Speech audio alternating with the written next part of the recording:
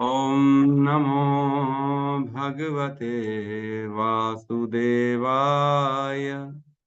ॐ नमो भगवते वासुदेवाय। ॐ नमो भगवते वासुदेवाय। यः स्वानुभावम् अखिलं श्रुतिसारमेकम् आध्यात्मदीपम् अतितीर्षितां तमोऽन्धम् संसारिणां करुणयः पुराणगुह्यम् तं व्याससूनम् उपयामि गुरुमुनीनां। नारायणं नमस्कृत्य नरं चैव नरोत्तमं देवीं सरस्वतीं व्यासं ततो जयमुदीरये। श्रमतां स्वकथा कृष्ण पुण्यश्रवण कीर्तिनः हृदयन्तस्तो हि अभद्राणि विधुनोति सुहृत् सतां नष्टप्रायेषु अभद्रेषु नित्यं भागवत सेवया भगवती उत्तम श्लोके भक्तिर्भवति नैष्टिकी समर्थः श्रद्धया नित्यं गृणतश्च स्वचेष्टितं कालेन नातिदीर्घेण भगवान् विशते हृदि कृष्णाय वासुदेवाय देवकी नंदनाय च नंदगोपकुमाराय गोविंदाय नमो नमः। जय श्री कृष्ण चैतन्य प्रभु नित्यानंद श्री अद्वैत गदाधर श्रीवासादि गौर भक्त वृंद। हरे कृष्णा कृष्णा कृष्णा हरे हरे, हरे राम राम राम हरे हरे। हरे कृष्णा कृष्णा कृष्णा हरे हरे, हरे राम राम राम हरे हरे। हरे कृष्णा कृष्णा कृष्णा हरे हरे, हरे राम राम राम हरे हरे। हरे कृष्णा। सभी का स्वागत है प्रातःकालीन श्रीमद् भागवतम के सत्र में। तो सभी का बहुत बहुत हार्दिक शुभकामनाएं और बहुत हार्दिक हृदय से स्वागत। तो आज हम प्रवेश करेंगे अपने वापस से भागवतम के सत्र में। कल तक हमने जो श्लोक लिया था वो लिया था जिसमें 5 स्थान दिए थे, है ना, 38 और 39। बहुत इंपॉर्टेंट श्लोक है। 38 में जो है ना, सूत उवाच, सूत जी बोलते हैं, अभ्यर्थिस्तदा तस्मै स्थानानि कलये ददौ द्यूतम पानम स्त्रियः सूना यत्र अधर्म चतुर्विधा। 4 स्थान दिए अधर्म को रहने के लिए। द्यूतम जो कि जुआ अड्डा, पानम मीन्स सुरापान, मीन्स मदिरा पान, दारू पीना, स्त्रिया स्त्री संग मीन्स अवैध स्त्री पुरुष संग, और सूनह, सूना मीन्स पशुवध, जहां पे पशुओं का वध होता है। तो 4 स्थान दिए रहने के लिए। उसके बाद जो है अगले श्लोक में कहते हैं, पुनश्च याचमानाय जात रूपम जात रूपम अदात प्रभु ततो अनृतम मदम कामम रजो वैरम च पंचमम। तो पुनश्च याचमाना, दोबारा याचना करने पर, किसकी याचना करने पर? कलयुग की याचना करने पर। क्योंकि कलयुग को मालूम है ये 4 स्थान जो आपने दिए हैं वहां, वो तो प्रैक्टिकल पॉसिबल नहीं है, वो प्रैक्टिकली अभी है ही नहीं इस संसार में। उनको तो क्रिएट करना पड़ेगा, क्योंकि आपने बोला है तो आपके वचनों को तो रखना ही पड़ेगा। आपने बोला है तो वो स्थान बनेंगे ही बनेंगे निश्चित तौर से, और हमको उनको बनाना पड़ेगा। इसलिए आप मेरे को ऐसा स्थान दो जो मैं अभी लोगों की बुद्धि में प्रवेश करूं, मन में प्रवेश करूं, और उनको प्रेरणा दूं कि ऐसे स्थान बनाया जाए। तो पुनश्च याचमानः, जब पुनः याचना करने पर जो कलयुग था उसको एक और स्थान प्रदान किया राजा परीक्षित ने। और कौन सा? जात रूपम मीन्स सोना, सोना में प्रवेश किया, सोना। और कैसा सोना होना चाहिए? जिससे असत्य मदह कामम वैरम ये सब उत्पन्न हो। और ऐसा सोना होना चाहिए जो रजोगुण से उत्पन्न हो। वह धन, वह संपत्ति जो रजोगुणी हो, जिसमें जो है शुद्धता ना हो, जो अधर्म से कमाई गई हो, या भले जैसा भी है लेकिन सतोगुणी में रहते हुए ना कमाई गई, ऐसे धन में रहने का स्थान दिया। किसको? कलयुग को।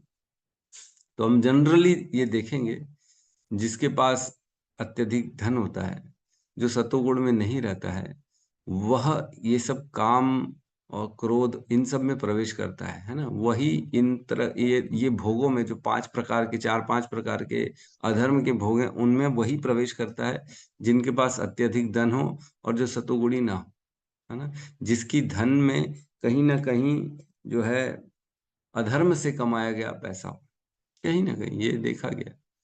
जो भी सतोगुणी में रहेगा, जो भी गलत कार्य नहीं करेगा, उसके धन में कभी भी ऐसा जो है आकर्षण उत्पन्न नहीं होता इन चारों के प्रति। तो कल हमने इसमें बहुत चर्चा करी थी, जो है सोना इंक्लूड्स हीरा, मोती, चांदी और भी जो जो प्रीशियस मेटल्स होते हैं जिसमें बहुत महंगे महंगे होते हैं, वो सबको इंक्लूड करता है सोना, और धन को भी इंक्लूड करता है यहाँ पे सोना, है ना। तो ऐसा नहीं सोचना चाहिए कि केवल सोने में रहता है प्रभु, ऐसा नहीं। वह सोना, वह धन जो अधर्म, जो रजोगुण से उत्पन्न हो, जिसमें कहीं ना कहीं कुछ अधर्म हो, तो बेसिकली उसी में रहता है ये। तो आज हम आगे पढ़ेंगे 40 से 45 तक का श्लोक है टोटल इस अध्याय में। तो कोशिश करेंगे, अगर हो पाया तो ठीक है, नहीं तो एक आध श्लोक बचेगा तो कल कर लेंगे, कोई बड़ी बात नहीं। तो अभी 40 नंबर श्लोक में हम प्रवेश करते हैं।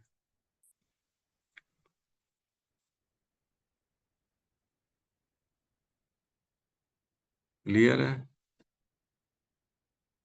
जी प्रभु जी।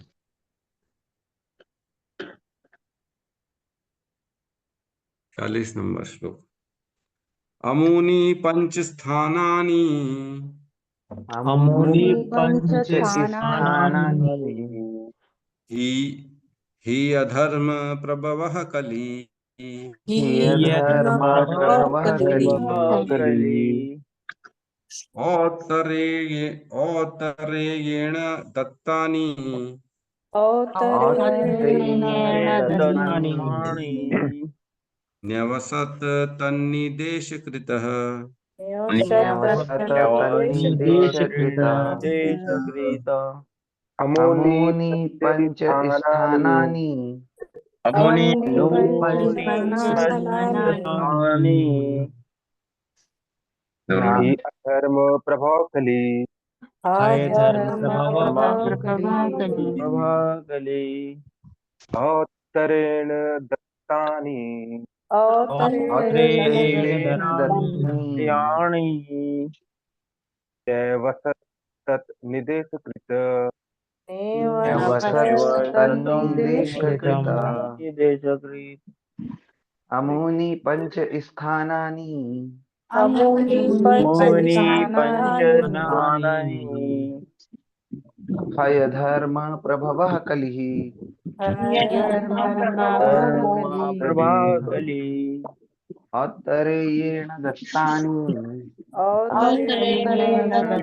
दत्तानि न्यवसत तन्निदेशकृत निदेशकृत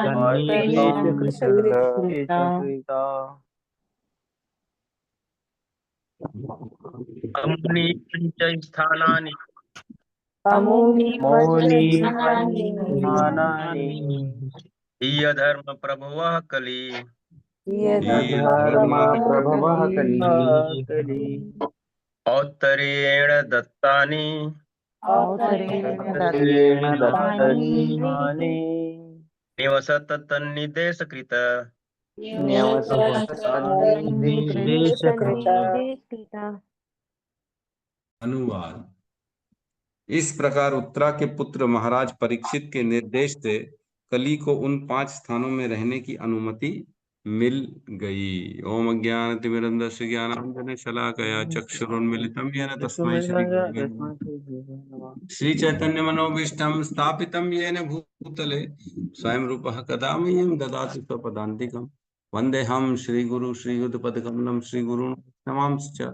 श्री रूपम सागर जातम सहगन रघुनाथान्वितम तम सजीवम साधवैतम सावधूतम परिजन सहितन कृष्ण चैतन्य देवम श्री राधा कृष्ण पादान सहगन ललिता श्री विशाखान्वितांश्च। हे कृष्ण करुणा सिंधु दीन बंधु जगतपते गोपेश गोपिका कांत राधा कांत नमस्तुते। तप्त कांचन गौरांगी राधे वृंदावनेश्वरी वृषभानुसुते देवी प्रणमामि हरि प्रिये। वाञ्छाकल्पतरोभश्च कृपा सिन्धुभ्य एव च पतितानां पावनेभ्यो वैष्णवेभ्यो नमो नमः। नमो विष्णुपादाय कृष्णपृष्ठाय भूतले श्रीमते भक्तिवेदांत स्वामीति नामिने। नमस्ते सारस्वते देवे गौरवाणी प्रचारिणे निर्विशेष शून्यवादी पाश्चात्य देशतारिणे। जय श्री कृष्ण चैतन्य प्रभु नित्यानंद श्री अद्वैत गदाधर श्रीवासादि गौर भक्त वृंद। हरे कृष्ण कृष्ण कृष्ण हरे हरे, हरे राम राम हरे कृष्ण। तो यहाँ 40 नंबर श्लोक में कह रहे हैं अमुनि पंच स्थानानि। अमुनि मीन्स ये सब मीन्स कौन कौन से? द्यूतम, जहाँ पे जुआ खेला जा रहा है, जहाँ पे पशुवध हो रहा है, जहाँ पे पशुवध हो रहा है, जहाँ पे नशा हो रहा है, दारू पी जा रही है, और जहाँ पे स्त्री संग हो रहा है। ये 4 स्थान और एक 5वां जो स्वर्ण है, इन 5 स्थानों में अमुनि, इन पंच स्थानानि, इन 5 स्थानों में ही अधर्म प्रभवः कली। जो अधर्म का जो सोर्स है कली, ही अधर्म प्रभवः कली। प्रभव मीन्स जो सोर्स होता है उसको कहते हैं, सोर्स मीन्स जहां से उसकी उत्पत्ति हो रही। अधर्म की फिलहाल कहाँ से उत्पत्ति हो रही है? कली से हो रही है। तो एक श्लोक आता है भगवत गीता में, उसमें कहते हैं अहम सर्वस्य प्रभवः मतः सर्वं प्रवर्तते इति मत्वा भजन्ते माम बुधा भाव समन्विता। 10.08। उस श्लोक में भी आता है अहम सर्वस्य प्रभवः। भगवत गीता में भगवान कहते हैं कृष्ण कि मैं इस पूरी ब्रह्मांड का, आध्यात्मिक हो भौतिक हो, सारे जगतों का मैं सोर्स हूं। अहम सर्वस्य प्रभवः इति, अहम सर्वस्य प्रभवः मतः सर्वम प्रवर्तते, और मैं हर कहीं व्याप्त हूं। ऐसा नहीं कि नहीं, मुझसे ही ये सारी चीजें उद्भूत हो रही, निकल रही हैं। अहम सर्वस्य प्रभव। यहाँ पे भी कह रहे हैं ही अधर्म प्रभव कली। अधर्म का सोर्स क्या है? कली। तो 5 स्थानों में जहां से अधर्म होना है उनका सोर्स क्या हो गया? कली। कली को ये 5 स्थान दिए गए। और कह रहे हैं औत्तरेयेण दत्तानी। औत्तरेयेण मीन्स उत्तरा का पुत्र। उत्तरा के पुत्र कौन है? परीक्षित महाराज, है ना। परीक्षित महाराज ने दत्तानी मीन्स ये दिया उनको, किसको? कलयुग को ये 5 स्थान दिए। और तरेयेण दत्तानी न्यवसतः तन्निदेशकृत। उन्हीं परीक्षित महाराज द्वारा उनके तन्निदेशकृत, उनके आदेश से ये प्राप्त हुआ। किसको? कलयुग को।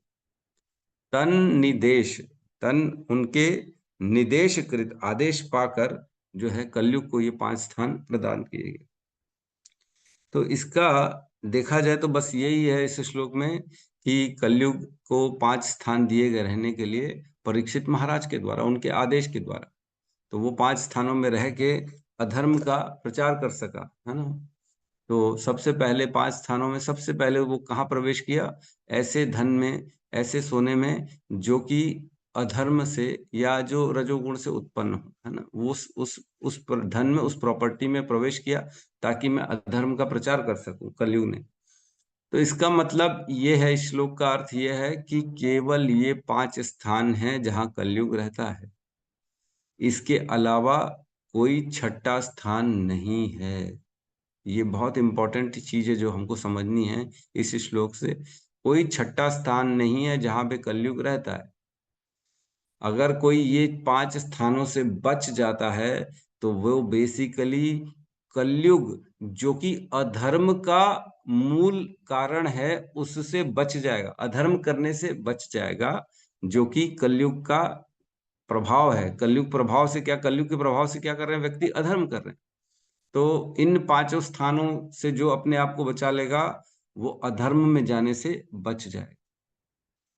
तो ऑब्वियसली ये 4 स्थान तो दिखते ही हमको, जुआ खेलना, स्त्री संग, है ना, मदिरा, और जो है पशुवध। ये तो डायरेक्ट अधर्म का जो है डायरेक्ट प्रवेश है अधर्म में।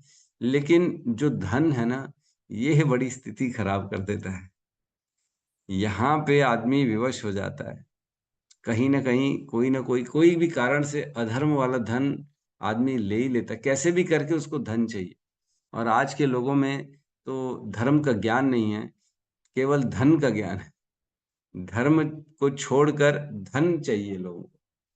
लेकिन हमारे ये शास्त्र सिखाते हैं कि कोई भी धन जो अधर्म से आया हो उसको कभी भी स्वीकार नहीं करना चाहिए, क्योंकि वो अपने साथ कभी भी सुख शांति प्रेम नहीं लाएगा, भगवान की भक्ति नहीं लाएगा, वो अधर्म को लाएगा। क्योंकि जो अधर्म से आया हुआ धन है वही कलयुग के माध्यम से अधर्म को भी लेके आता है। तो अधर्म वाला धन आएगा, हमारे जीवन को भी अधर्मी कर दे। तो हमको ऐसे धन से बचना चाहिए। कोशिश करें कभी भी ऐसा धन अपने पास ना रखें। अगर कोई आ गया अधर्म वाला धन, तो हमने कल भी चर्चा करी थी कि उसको कृष्ण की सेवा में लगा देना चाहिए, अपने पास नहीं रखना चाहिए।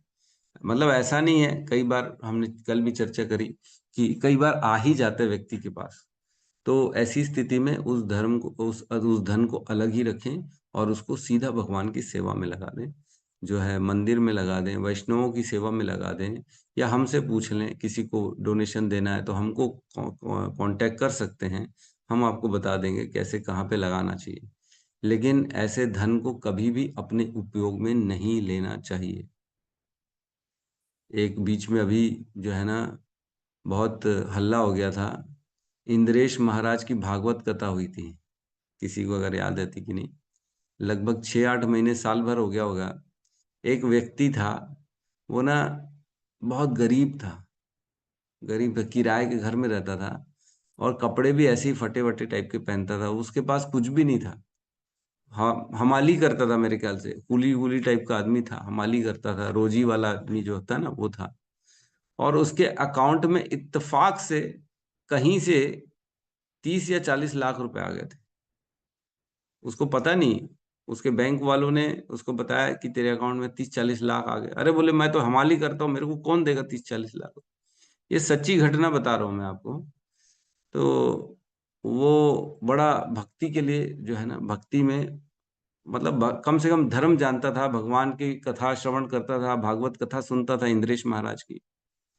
तो उसने बोला ये धन मेरा नहीं है, मैं नहीं यूज कर सकता ये धर्म, ये धन, क्योंकि मैंने कमाया ही नहीं, तो मेरा धन है ही नहीं, मैं कहाँ से इसको यूज करूं। तो उसने क्या किया, उसने संकल्प लिया कि मैं कुछ टाइम वेट करता हूँ, अगर कोई क्लेम करने आ गया तो ये तो धन उसी का, मेरा तो है ही नहीं, उसको दे दूंगा। और अगर इसने किसी ने क्लेम नहीं किया तो इस धन से मैं भागवत कथा करा दूंगा। तो काफी समय तक रुका, 1 साल तक रुका वो। जब उसके धन के लिए कोई आया नहीं, अकाउंट में पड़े हुए थे 30-40 लाख रुपए, और गरीब आदमी जो हमाली करता है रोज 400-500 रुपए कमाने वाला आदमी है, उसके अकाउंट में 30-40 लाख रुपए पड़े हुए हैं, उसने 1 रुपया यूज नहीं किया। और एक एक रुपया बोले ये पूरा का पूरा कृष्ण की सेवा में जाना चाहिए, मैं इसको यूज कर ही नहीं सकता, मेरा है ही नहीं धन, ये कृष्ण का धन है, कृष्ण की सेवा में लगना चाहिए। तो उसने इंद्रेश महाराज की कथा कराई, और इतनी भव्य कथा कराई, बहुत भव्य कथा कराई, क्योंकि 30-40 लाख की बहुत बड़ी कथा हो जाएगी। उसने कथा कराई, और जब यजमान के रूप में वो सामने बैठा तो लोगों को आश्चर्य हुआ, बेचारे ये हमाल कहाँ से इतनी बड़ी कथा करा रहे हैं। अच्छे अच्छे लोगों का जो है इतना स्थिति नहीं होती कि इतनी बड़ी कथा कराएं। तो उसका यूट्यूब में काफी जगह ये फैला था कि देखो, और उसने आखिरी में बताया कि 1 से 1.5 लाख रुपए बच गए थे उसके, पूरी कथा करा ली, सब खर्चा कर डाला, 1 से 1.5 लाख रुपए बच गए थे। वो बोले ये भी मैं नहीं रख सकता। ऐसा नहीं कि मैं रख सकता हूँ, उसका घर बेचारे का किराए का, एक खोली थी छोटी सी, किराए में रहता था, चाहता तो अपने लिए एक छोटा सा मकान ले लेता, है ना, अपने लिए ले लेता, भगवान को रखता, बोले भगवान आपके लिए बढ़िया नया मकान आ गया है, तो इनडायरेक्टली अपने लिए आ गया उसके लिए। तो ऐसा नहीं किया उसने, और पूरा पैसा खर्चा कर दिया। 1-1.5 लाख रुपए बचे थे, उसका भी बोले भंडारा करा दो, बांट दो, ब्राह्मणों में कुछ ना कुछ बांट दो, मैं इसको 1 रुपया नहीं रखूंगा। तो ये होती है दृढ़ता, ये होती है अंडरस्टैंडिंग धर्म की, ये होती है अंडरस्टैंडिंग ज्ञान की। कलयुग से बचना है तो हमको 1 रुपया भी अगर कोई एक्स्ट्रा दे रहा है कभी नहीं रखना चाहिए। आपको मालूम है ना, किसी ने गलती से आपके पास छोड़ दिए पैसा, है ना, अब आप कई लोग क्या बोलते हैं, अरे प्रभु हमने मंगा थोड़ी, वो तो आ गई, हम क्या कर सकते हैं, भगवान चाहते हैं हमारे पास पैसा है तो आ गया, हमने यूज कर लिया। ऐसा नहीं होता। आपको नॉलेज है ना कि मेरा पैसा नहीं है, आपको मालूम है ना मेरा पैसा नहीं है, मैंने कमाया है क्या, नहीं कमाया, तो वह पैसे को हमको अलग ही रखना चाहिए और उसको भगवान की सेवा में यूज कर देना। ऐसी मेरे पास भी भगवान की कृपा से ना एक बड़ी लक्ष्मी किसी की आई हुई है। मेरे पास भी पता है, एक गलती से किसी ने दे दी है मेरे को, मैं वेट कर रहा हूँ 1 साल निकले, वो नहीं मांगे मेरे से तो मैं उसको भगवान की सेवा में लगा दूं। ऐसा मेरे पास भी रकम पड़ी हुई है, किसी की अच्छी बड़ी रकम रखी हुई है, लाखों में रखी हुई। अब नहीं मांगेगा तो मैं भगवान की सेवा में लगा दूंगा उसको। मैं वेट कर रहा हूँ, क्या पता मंग ले हो कोई हो, क्या पता उसके पास भूल से मेरे को दे दिया हो, मैंने वेट कर रहा है। तो कहने का मतलब ये है कि हमको जो हमारी आमदनी के अलावा जो भी धन आता है वो हमारा धन नहीं है, ये मानना चाहिए और उसको भगवान की सेवा में लगा देना चाहिए। एक श्लोक आता है जिसमें कहते हैं, मातृवद पर दारेशु लोष्टवद पर द्रव्येशु, है ना, आत्मवद सर्वभूतेषु य पश्यति स पंडितः। पंडित कौन है?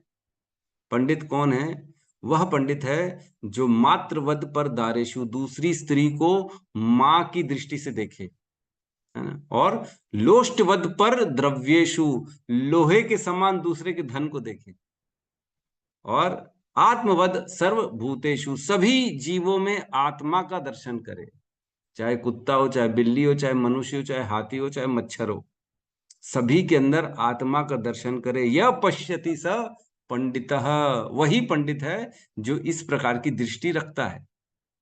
तो क्या हम दूसरी स्त्री को माता का दृष्टि से देखते हैं? क्या दूसरे के धन को हम लोहे के समान देखते हैं? अगर ऐसे देखते हैं तो आप उत्कृष्ट हो, बहुत ज्यादा उत्कृष्ट व्यक्ति हो। तो बचना है कलयुग से तो इन 5 स्थानों से दूर ही रहना पड़ेगा। और बहुत इंपॉर्टेंट है, क्लियर कट है, 5 स्थान नहीं जाएंगे तो कलयुग हमको छू भी नहीं सकेगा, क्योंकि परीक्षित महाराज ने उनको स्थान ही ये 5 दिए, इसके अलावा और कुछ दिया ही नहीं है उसको, उसकी अधिकार नहीं है इसके अलावा कहीं और रहने का। अगले श्लोक में प्रवेश करते हैं 41 में। अथेतानि न सेवेत अथ एतानि न एतानि सेवेत बुभूषु पुरुषः क्वचित् बुभूषु विशेषतो धर्मशीलो विशेषतो विशेषो धर्मशीलो धर्मशीलो लोकपतिः गुरु, राजा सॉरी राजा लोकपति राजा राजा लोकपति लोकपति गुरु। गुरु अथेतानि न सेवेत अथ एतानि न एतानि सेवेत बुभूषु पुरुषः क्वचित् बुभूषु विभूषु पुरुषः क्वचित् विशे विशेषतो धर्मशीलो विशेषतो विशेषतो धर्मशीलो धर्मशीलो राजा लोकपतिर्गुरु राजा राजा लोकपति गुरु अथेतानि न सेवेत अथ अथेतानि न सेवत बुभूषु पुरुषः क्वचित् बुभूषु पुरुषः पुरुषः क्वचित् विशेषतो धर्मशीलो विशेषतो विशेषतो धर्मशीलो राजलोकपति गुरु राजा राजा लोकपति लोकपति गुरु। अनुवाद। अतएव जो कोई भी विशेष रूप से जो राजा, धर्म उपदेशक, जन नेता, ब्राह्मण तथा सन्यासी जो अपनी भलाई चाहते हैं, उन्हें उपयुक्त 4 अधार्मिक कार्यों के संपर्क में कभी नहीं आना चाहिए। बहुत इंपॉर्टेंट श्लोक है। इसमें कह रहे हैं अथेतानि न सेवेतः, विशेष रूप से, अतएव, अतएव इन सबको कभी नहीं, मतलब अथेतानि न सेवेता, इनके संपर्क में कभी नहीं आना चाहिए। किसके? जो 4 बताए गए हैं उनके। किसको नहीं आना चाहिए? बुभूषः पुरुषः क्वचित। बुभूषा मीन्स जो अपने आप का उद्धार चाहते हैं, जो खुद का कल्याण चाहते हैं, ऐसे व्यक्ति को कभी भी, ऐसे पुरुषों को कभी भी ऐसे स्थानों में नहीं जाना चाहिए। जो 4 स्थान बताए गए हैं, है ना, द्यूतम, पानम, स्त्रियः, सूनम, ये 4 स्थान से दूर रहना चाहिए। द्यूतम मीन्स जुआ घर, पानम मीन्स सुरापान, स्त्रियम मीन्स स्त्री संग, और सूनह मीन्स पशुवध। ऐसे स्थान से व्यक्ति को बहुत दूर रहना चाहिए।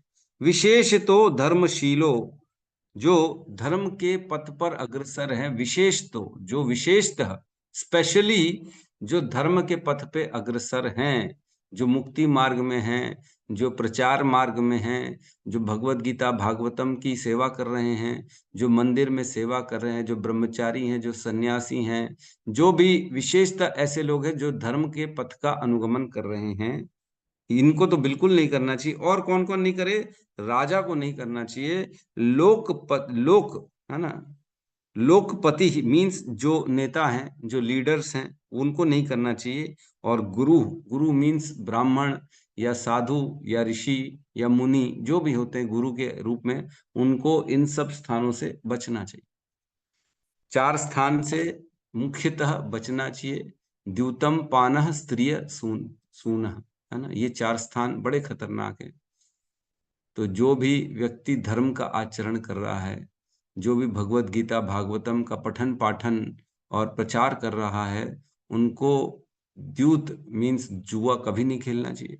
स्त्री संघ बहुत इंपॉर्टेंट है, स्त्री संघ, क्योंकि एक तरफ द्यूतम तो कोई नहीं करता, जुआ जनरली कोई नहीं खेलता, है ना, दारू भी कोई नहीं पीता जनरली, जो भगवत मार्ग में है, जो मंदिर से जुड़ा है, जो भगवत गीता भागवतम कर रहा है, क्योंकि वो संपर्क में ही नहीं आता, शराब के संपर्क में नहीं आएगा वो इतनी जल्दी।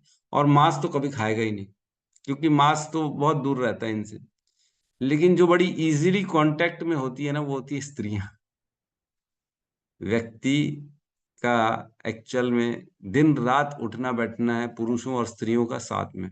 मंदिर आएंगे दर्शन करने, सेवा में आएंगे, प्रचार कार्य में आएंगे, कीर्तन में आएंगे, प्रसाद डिस्ट्रीब्यूशन में आएंगे, डोनेशन में आएंगे, है ना, सेवाओं में आएंगे। अलग अलग तरह की किचन की सेवा होती है, श्रृंगार की सेवा होती है, फूलों की सेवा होती है, मंदिर मार्जन की सेवा होती है। इन सभियों में पुरुष और स्त्रियां साथ में जो है योगदान देती हैं।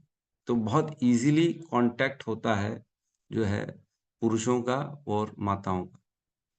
तो जो भी व्यक्ति अपना उद्धार चाहता है, चाहे माताएं हों चाहे प्रभु हों, उनको प्रभुओं को माताओं से और माताओं को प्रभुओं के संग से बचना चाहिए। संग इन द सेंस भक्ति मार्ग के लिए तो ठीक है, केवल जहां तक बातें चल रही हैं सेवा के लिए, भगवान की प्रार्थना के लिए, कीर्तन के लिए, तब तक तो ठीक है, वो तो रहना ही पड़ेगा क्योंकि टीम बना के काम होती है। लेकिन कभी भी उसको दायरों से आगे नहीं जाना चाहिए। बहुत खतरनाक है ये काम, क्योंकि हमने देखा है बहुत ऊपर तक पहुंचने के बाद भी जो ये स्त्री संघ है, पुरुष संघ है, ये पतन का कारण बन जाता है। 10-10 साल 20-20 साल ब्रह्मचारी रहने के बाद भी लोग स्त्री संघ के कारण उनका पतन हो जाता है। प्रैक्टिकल एग्जाम्पल है ये, प्रैक्टिकली ऐसे हुए हैं, केसेस हुए हैं। ब्रह्मचारी 20 साल 10 साल से ब्रह्मचारी है, लेकिन पता नहीं क्या आकर्षण उत्पन्न हो गया स्त्री के प्रति कि उसका धीरे धीरे फॉल डाउन चालू हो। दृष्टि बताया ना मैंने, मातृवद पर दारेशु, माता के रूप में देखना चाहिए दूसरी कोई भी स्त्री को। एक क्या होता है इसमें ना, बड़ा एक ना प्रश्न किसी ने प्रभुपाद से पूछा था, प्रभुपाद ने बताया था या किसी आचार्य ने बताया था, बोले गृहस्थ आश्रम जो होता है ना और ब्रह्मचर्य आश्रम, इन दोनों में एक बहुत बड़ा भेद होता है। ब्रह्मचर्य आश्रम जो होता है ना, वो एक खुला धन है ना, जैसे तिजोरी खुली रहती है वैसी है। और एक जो गृहस्थ आश्रम है ना, वो किले के समान है, किले के अंदर धन रखा हुआ है। किला क्या है, जो दीवारें होती है ना किले की, उसको प्रोटेक्ट करती है अंदर के। राजा जो है ना बड़े बड़े किलों में रहते थे ताकि उनकी बड़ी बड़ी दीवार उनको प्रोटेक्ट कर सके, है ना, कोई भी आक्रमण करेगा तो भेद के अंदर नहीं जा सकता। तो गृहस्थ कैसे किले के समान है, क्योंकि उसके पास उसकी वैध पत्नी है, वो पत्नी के साथ अपना जो संग करके, पत्नी पति के साथ, पति पत्नी के साथ संग करके अपना जो है, अगर कभी भी इंद्रिय भोग की इच्छा हुई तो कर सकते। लेकिन ब्रह्मचारी जो है ना वो खुला है, उसको कभी भी कोई भी लूट सकता है। तो बड़ा मुश्किल होता है उसको अपने आप को बचाना, प्रोटेक्ट करना। तो गृहस्थों के पास एक शक्ति है और वो दोनों पति पत्नी मिलके जो वैध संग करके भगवान की भक्ति के लिए अग्रसर आगे बढ़ सकते हैं। लेकिन जो बेचारा ब्रह्मचारी है, जो सन्यासी है, इनको हमेशा बहुत ही ज्यादा सोच समझ के अपने कदमों को चलाना चाहिए।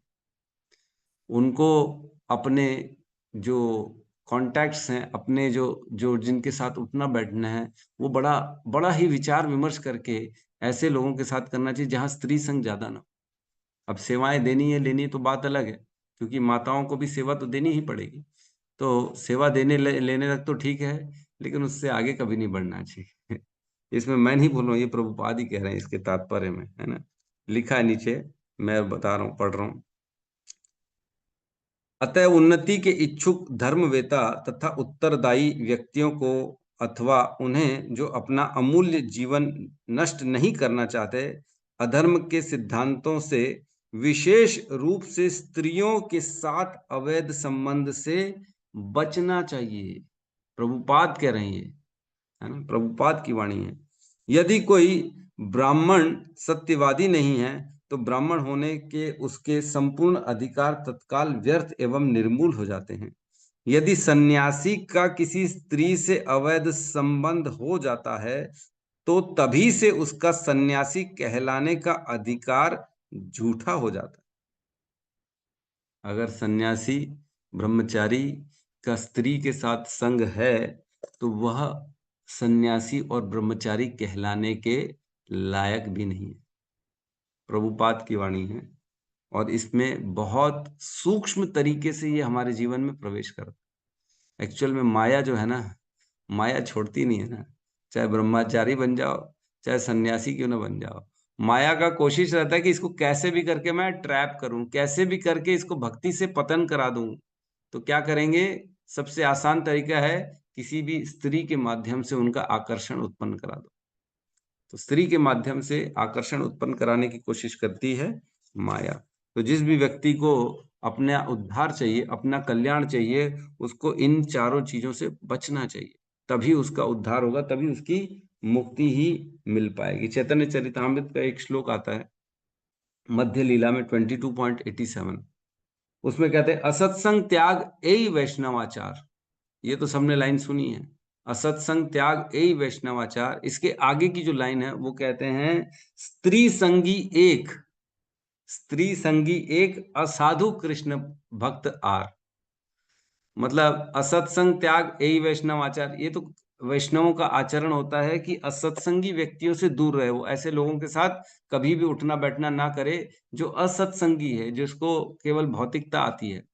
और क्या कह रहे हैं? स्त्री संगी एक, उनमें से विशेषतः जो स्त्रियों के साथ संग करने वाला, उनके साथ ज्यादा उनकी बातें करने वाला और केवल यही भोगों की बातें करने वाला, स्त्री संगी एक, इनके साथ तो बिल्कुल ही दूर रहना चाहिए। और कौन सा दूर?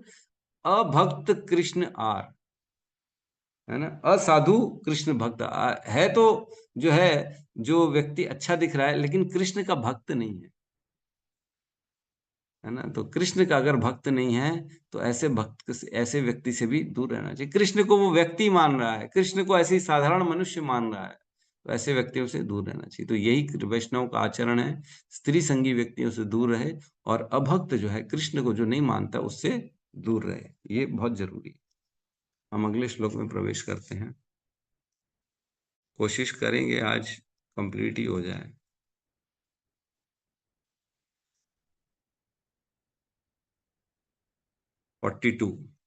एक ही बार रिपीट करेंगे आज, है ना, श्लोक को। वृषस्य नष्टान स्त्रीन पादान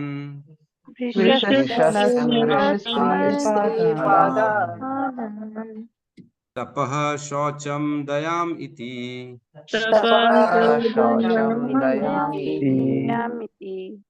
प्रतिसंदधः आश्वासय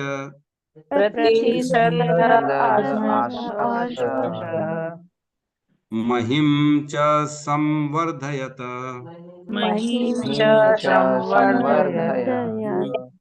वृषस्य नष्टं स्त्रीणा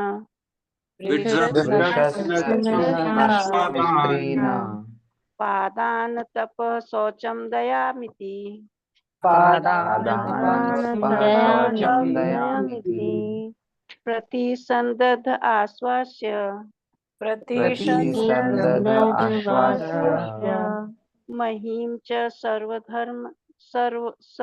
संवर्धयत्।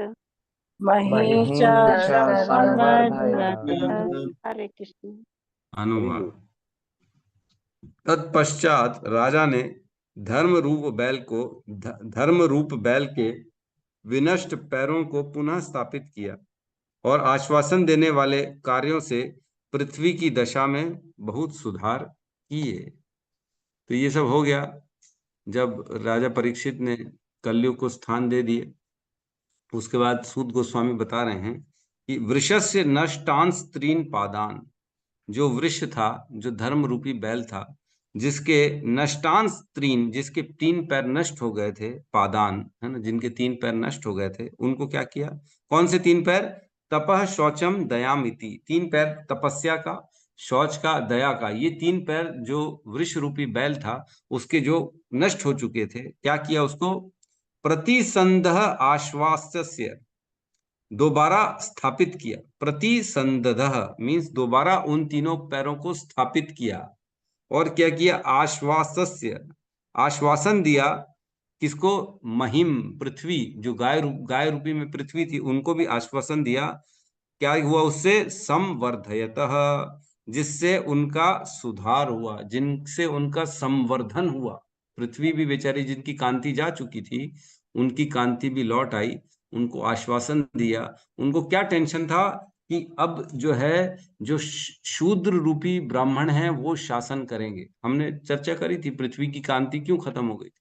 उसने कहा था कि अब जो है धर्म खत्म हो जाएगा और अधर्मी लोग मुझ पे शासन करेंगे। इस बात का उनको बड़ा टेंशन था, इसलिए उनके चेहरे का तेज खत्म हो गया था। तो अब क्या कह रहे हैं? तुम चिंता मत करो, मैं ऐसा धर्म, ऐसा शासन करूंगा कि कोई भी शूद्र शासन नहीं कर सकेगा। तो उनकी बातों से कुल मिला के उनको जैसे ढांढस बंधाया जाता है कि चिंता मत करो, हम है ना, हम रक्षा करेंगे तुम्हारी। तो व्यक्ति को थोड़ा सा अंदर ही अंदर हृदय में बल आता है, उनको जो है शक्ति मिलती है जब कोई ऐसा बोलता है। तो यहाँ परीक्षित महाराज कोई ऐसे वैसे आदमी नहीं है। कोई बोलता है आंडू पांडू आदमी नहीं है ये कोई भी राह का चलता फिरता आदमी नहीं है जो बोल रहा है मैं तुम्हारी रक्षा करूंगा। अरे बोले तुम में है ही क्या, तुम अपनी रक्षा कर लो तो बड़ी बात है। लेकिन यहाँ पे परीक्षित महाराज बोल रहे हैं, वो परीक्षित महाराज जिन्होंने बोला कि अगर स्वर्ग का कोई देवता भी होगा तो उसकी भी मैं बाहें उखाड़ डालूंगा, उसके हाथ में उखाड़ डालूंगा, चिंता मत करो। मुझे बताओ तुमको किसने मारा। उसने बैल से पूछा था, प्रश्न पूछा था परीक्षित महाराज से। मैं छोड़ूंगा नहीं उसको, चाहे कहीं पे भी क्यों ना वास करता हो, उसके हाथों में क्यों ना कुंडल हो, उसके हाथ में क्यों ना कोई भी बड़े बड़े देवताओं का क्यों ना अस्त्र शस्त्र हो, मैं उससे उसका वध कर दूंगा। इतना क्रोधित हो गए थे। तो ऐसे परीक्षित महाराज ने जब उनका संवर्धन किया तो पृथ्वी को थोड़ा सा शांति मिली और उनकी कांति दोबारा आई और बैल के भी जो 3 पैर थे उनको दोबारा स्थापित किया। तो इसके अनुवाद में, तात्पर्य में प्रभुपाद लिखते हैं कि दोबारा कैसे स्थापित हो पाया धर्म। धर्म के जब 3 पैर जा चुके थे तीन युगों में, तो इस युग में दोबारा कैसे स्थापित कर दिया। तो उसमें कहा है कि भक्ति के कार्यों से, भक्ति के कार्यों से धर्म पूर्ण रूप से वहां पे स्थापित हो जाता है, जो भी भक्ति करता है। तो एक श्लोक हमने पढ़ा था जिसमें कहते हैं जो भक्ति करता है उसमें देवताओं के सारे गुण ऑटोमेटिकली आ जाते हैं। यस्यास्ति भगवत भक्ति अकिंचिनः सर्वैर गुणास्तत्र समासते सुरा हराव भक्तस्य कुतो महद्गुणा मनोरथेन आसति धावतो बहि। जो व्यक्ति के अंदर भगवान की भक्ति, अकिंचन भक्ति होती है ना, अकिंचन मीन्स अटूट, पूर्ण रूप से विश्वास। श्लोक क्रमांक 5.18.12 5:18-12 इसमें लिखा है जिसके अंदर भगवान की भक्ति अकिंचन होती है ना, उसके अंदर ऑटोमेटिकली सर्वार गुणैः तत्र समासते सुरा। सुरा मीन्स देवता, देवताओं के सारे गुण ऑटोमेटिकली उसके अंदर समाहित हो जाते हैं। और हराव अभक्त से कुतो महद्गुणा मीन्स जो अभक्त है भगवान का, हरि का अभक्त है, उसमें कहां से कोई महान गुण आएगा, सवाल ही नहीं पैदा होता। हराव अभक्तस्य कुतो महद्गुणा मनोरथेन धावतो बहि, है ना। आसतेन मनोरथेन आसति धावतो बहि। जो अभक्त होता है वो तो केवल भगवान की बहिरंगा शक्ति में अपने मन को बस फुसलाता रहता है, उसी में व्यर्थ हो जाता है। बाकी जो भगवान की भक्ति करता है उसमें सारे महान गुण आ जाते हैं। तो परीक्षित महाराज जो एक महान भक्त थे, उनके अंदर भगवान के सारे देवताओं के महान महान गुण थे, और वो भक्ति की शक्ति से चारों ओर पूरी दिशाओं में वापस से धर्म को स्थापित कर दिया, सभी को भक्ति में लगा दिया कुल मिला के, है ना। तो ऐसा इसमें लिखा है कि उन्होंने क्या किया, उनके पास जो धन था, जो भी राज्य में भंडार थे, उनको भगवान की भक्ति के प्रचार में लगा दिया, कीर्तन चालू करा दिया, मंदिर बनाना चालू कर दिया, है ना। और धर्म के प्रचारकों को, ब्राह्मणों को आगे कर दिया उन्होंने, ताकि क्या हो सके, धर्म को पूर्ण रूप से हम स्थापित कर सकें। तो आज की डेट में हम अपने घर में धर्म का बचाव नहीं कर पा। परीक्षित महाराज ने पूरे राज्य में धर्म को वापस से स्थापित कर दिया, लेकिन हम अपने घर के बच्चों को ही धर्म में नहीं लगा पा रहे। क्या उनको कोई शास्त्र पढ़ने के लिए बोलते हैं? क्या उनको नाम जप करने के लिए बोलते हैं? क्या उनको भगवान की सेवा बोलते हैं? क्या उनको बोलते हैं कि नॉनवेज मत खाओ? कल ही ऐसी घटना हो गई, मैंने देखा, एक बोलता है मैं तो अपने बच्चों को कुछ नहीं बोलता, उनको जो खाना है खाने दो, मैं कौन होता हूं उनको रोकने, उनकी इच्छा हो रही है नॉनवेज खाने की, खाने दो, हम नहीं खा रहे ना। अरे तुम शर्म करो, तुमको इतनी अकल होनी चाहिए कि किसी पशु का वध करके वो खा रहे और तुम उसको अलाउ कर रहे। ये अज्ञानता का मतलब अनलिमिट है, लिमिट्स हो गई, लिमिट क्रॉस हो जाती है अज्ञानता की। अरे तुम्हारा बच्चा अगर जहर खाएगा तो उसको खाने दोगे क्या? खाने दोगे? नहीं खाने दोगे ना, हाथ पकड़ के रोकोगे ना, मारोगे चाटा कि ये क्या खा रहा है तू, तब तो बड़ा रोक देंगे। लेकिन नॉनवेज खाने के टाइम क्या बोलते हैं, नहीं नहीं हम नहीं रोकते, उनकी इच्छा है ना, उनको खाने दो। अरे तो उनकी इच्छा है, वो अपने लिए गड्ढा खोद रहे हैं, वह किसी प्राणी का मृत्यु करे, उसको मार रहे हैं और उसका मांस खा रहे हैं, और हम बोल रहे हैं कि खाने दो, कोई फर्क नहीं पड़ता। तो कैसे धर्म का पालन होगा?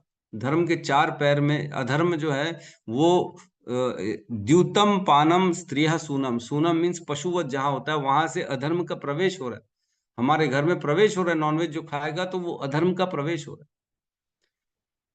है। इसमें बताया गया है कि वह राज्य जिसमें अधर्म के लिए स्वयं सरकार ने दारू दुकान खोल रखी है, पशुवध के लिए बुचर खाना खोल रखा है, और जहां पे हर चीज हो रही है अधर्म की, चारों जो चार सिद्धांत है उनको फॉलो किया जा रहा है अधर्म के, तो कैसे उस राज्य में शांति आएगी? फिर राज्य वाले बोलते हैं हमारे राज्य में तो अशांति है, भ्रष्टाचार बढ़ता जा रहा है, उपद्रव बढ़ता जा रहा है, रेप हो रहा है, चोरियां हो रही हैं, डकैतियां हो रही हैं। क्यों हो रहा है? अरे तुमने अधर्म को तो प्रवेश करने दिया ना, तुमने दारू दुकान बंद करी, तुमने पशुवध बंद किया, तुमने अधर्म के जो चार पैर हैं उनको पूर्ण रूप से फलने फूलने दिया है। तो फिर तुम्हारे देश में किसी भी तरह से धार्मिक कार्य अशांति बन ही नहीं सकती, क्योंकि अधर्म वहां पे प्रवेश कर चुका है। लोग समझते नहीं, अपने घरों में भी प्रवेश करा रहे, दारू पीते घर में, और कहते हैं कि हम तो बड़े पूजा, हम तो आस्तिक हैं, आस्तिक। दो दिया घुमा लेते भगवान के सामने और बोलते आस्तिक। ये कोई आस्तिक होता है? उनके ज्ञान को तो सीखा नहीं, भगवान क्या प्रचार कर रहे हैं, भगवत गीता में क्या बोल रहे हैं वो तो सभी सुना नहीं, और दिया घुमा रहे हैं। क्यों घुमा रहे हैं? ताकि सुख संपत्ति घर आवे, कष्ट मिटे तन का। केवल एक ही डिमांड है भगवान से, लड्डू चढ़ाएंगे, पेड़े चढ़ाएंगे, मंदिरों में जाएंगे। क्यों जाएंगे? ताकि धन बढ़ता रहे, निरोगी शरीर रहे, हमारे बच्चे फलते फूलते रहें, हम पीते रहें, हम खाते रहें, ये होता रहे बस। इसीलिए हम आपके पास आ रहे हैं, और कोई हमारा मकसद नहीं है। जो भगवान की वाणी है, जो धर्म है, उसका परचम कोई लहराएगा नहीं, उसको कोई फॉलो करेगा नहीं। बड़ी स्थिति खराब है। तो हमको अपने घरों से स्टार्ट करना चाहिए सबसे पहले। हर व्यक्ति को अपने घर में अपने बच्चों को, अपने घर वालों को, रिश्तेदारों को धर्म का आचरण सिखाना चाहिए। ये चार चीजों से हमेशा दूर रहना चाहिए। No meat eating, no intoxication, no illicit sex, no gambling. ये बिल्कुल नहीं करना चाहिए। ये करेंगे तो अधर्म प्रवेश करेगा, कलयुग उसी के साथ प्रवेश करेगा और उस घर में अशांति फैला देगा, कलह का माहौल हो जाएगा उस घर। तो 43, 44, 45 अब कल ही करेंगे इसको, आज तो ऐसा लग रहा है समय नहीं है। इसमें लिखा है तात्पर्य में कि संचित धन के वितरण के लिए इसके 3 भाग करने चाहिए। जो भी व्यक्ति सेविंग करता है, जो भी आमदनी करता है, 50% भगवान की सेवा के लिए, 25% परिवारजनों के लिए तथा 25% निजी आवश्यकताओं के लिए। आय का 50% श्री भगवान की सेवा के लिए या संकीर्तन यज्ञ के माध्यम से समाज में आध्यात्मिक ज्ञान के प्रचार हेतु व्यय करना सर्वोच्च मानवीय करुणा का प्रदर्शन होगा। प्रभुपाद कह रहे हैं, ये सब तात्पर्य प्रभुपाद ने लिखे हैं ना, तो वही कह रहे हैं कि सर्वोच्च सबसे श्रेष्ठ मानवीय काम क्या है? जब व्यक्ति अपने धन को भगवान की सेवा में, उनके ज्ञान के प्रचार में लगाता है, तो वो सर्वोच्च कार्य है। तो हमको ऐसी जगह धन नहीं लगाना चाहिए। कई लोग होते हैं, बोलते हैं नहीं नहीं हम तो गरीबों को देते हैं प्रभु, रोड में जो जरूरतमंद है, नर सेवा ही नारायण सेवा है, लोग ऐसा कहते हैं। अरे कहाँ लिखा है भाई, कौन से शास्त्र में लिखा है नर सेवा नारायण सेवा है? कुछ भी बनाते लोग अपनी मर्जी से। नर सेवा नारायण सेवा ऐसे नहीं है कि किसी को भी दे दी। नारायण की सेवा करनी चाहिए। हर व्यक्ति के अंदर हमें भगवान का दर्शन करना चाहिए, बिल्कुल सही है, दया सही है, दया होनी चाहिए, गरीब के प्रति दया होनी चाहिए। लेकिन उसको धन दे के उसको और गलत काम में नहीं लगाना चाहिए। उसको आप उसकी जरूरतें दे दो, उसको खाना दे दो, उसको उसका जो चाहिए वो दे दो, लेकिन उसको भगवान की भक्ति भी सिखाओ। पैसा दो उसको, पैसा मत दो, भगवान का प्रसाद दो और बोलो हरे कृष्णा बोलेगा, तब हम तेरे को भगवान का प्रसाद देंगे। जब व्यक्ति हरे कृष्णा बोलेगा तो उसके कई जन्मों के पाप मिट जाएंगे, तब आपने दिया मतलब उसको भगवान कृष्ण के आश्रम में जोड़ दिया। तो इस प्रकार से हम अपने धन को यूज कर सकते हैं। मंदिरों में देना तो मेरे को सबसे ज्यादा श्रेष्ठ लगता है, खास तौर से इस्कॉन के मंदिरों में, क्योंकि इस्कॉन के मंदिरों में जो भगवान की सेवा हो रही है, जो भगवान के भगवत गीता भागवतम का प्रचार हो रहा है, इस्कॉन ने ही पूरे विश्व में एक्चुअल में भगवत गीता को स्थापित किया और किसी ने स्थापित ही नहीं किया। केवल मंदिर क्या कर रहे हैं, दान ले रहे हैं, किसी को ज्ञान नहीं दे रहे हैं।